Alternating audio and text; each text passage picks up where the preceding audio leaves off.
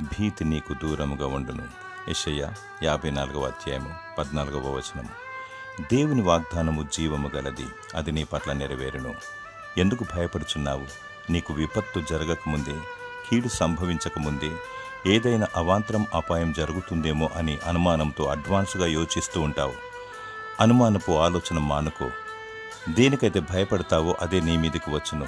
చెడు తలంపులు ఆలోచన తీసుకువస్తున్న దుష్టుడా, యేసు రక్తములో నిన్ను కాల్చివేచున్నానని యేసు నామములో గద్దించు. దేవునికి లోబడుము, అపవాదిని ఎదురించుము. 365 సార్లు భయపడకుమని దేవుడు నీకు సెలవిస్తున్నాడు. నీలో వాక్యము, స్తుతి, ఆరాధన, ప్రార్థనా జీవితం ఉన్నప్పుడు, విశ్వాసం ఉన్నప్పుడు సాతానుడు నీ దరిదాపుకు రాడు. నీలో ఉన్నవాడు ఈ లోకంలో ఉన్నవాని కంటే గొప్పవాడు. అధైర్యపడకు. భీతి నీకు దూరముగా ఉండును. దేవుని స్తుతించు. దేవుడు నీ పక్షాన ఉండి ధైర్యము గల ఆత్మను దయచేయునుగాక. ఆమేన్.